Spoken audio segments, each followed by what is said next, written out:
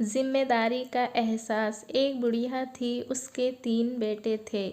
तीनों में बहुत प्रेम था। बुढ़िया इस बात से बहुत संतुष्ट थी, लेकिन उसे एक बात की बड़ी चिंता रहती थी।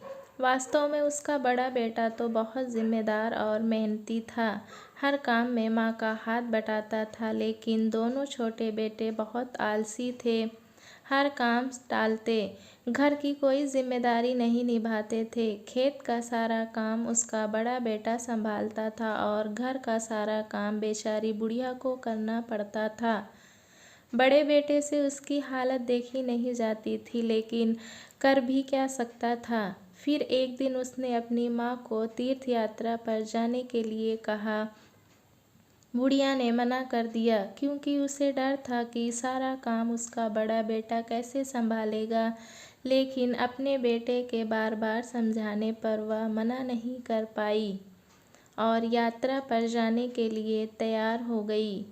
बेटे को थोड़ा सुकून मिला कि कम से कम माँ को थोड़ी राहत तो मिलेगी।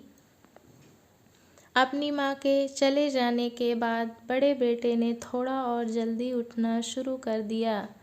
वह पहले घर का काम करता, तीनों के लिए खाना बनाता, फिर खेत में जाता। उसे अपने छोटे भाइयों से बड़ा स्नेह था, इसीलिए उनका काम करना उसे अखरता नहीं था। माँ की तरह उनकी ज़रूरतों का ध्यान रखता। इसी कारण उन्हें माँ की कभी कमी महसूस ही नहीं हुई।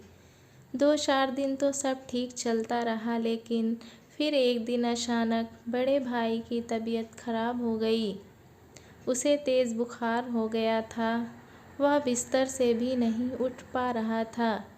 उसकी हालत देखकर दोनों भाई घबरा गए। वह गैर जिम्मेदार ज़रूर थे, लेकिन अपने भाई से बहुत प्रेम करते थे। दोनों भाई अपने बड़े भाई से पूछ कर सब काम करने की कोशिश कर रहे थे और उसके साथ साथ अपने भाई का भी ख्याल रख रहे थे, क्योंकि ये जो लगाव होता है ना, ये सब करवा ही लेता है। बड़े भाई को ठीक होने में हफ्ते भर का समय लगा, लेकिन इस एक हफ्ते में बहुत कुछ बदल गया था।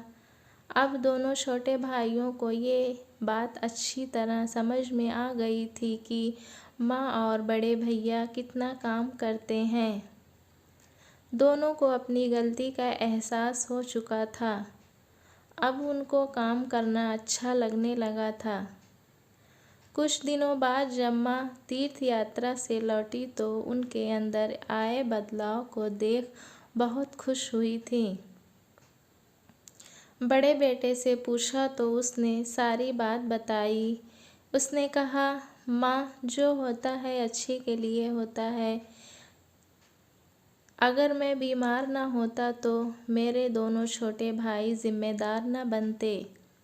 ऐसा कहकर अपने दोनों भाइयों को गले से लगा लेता है।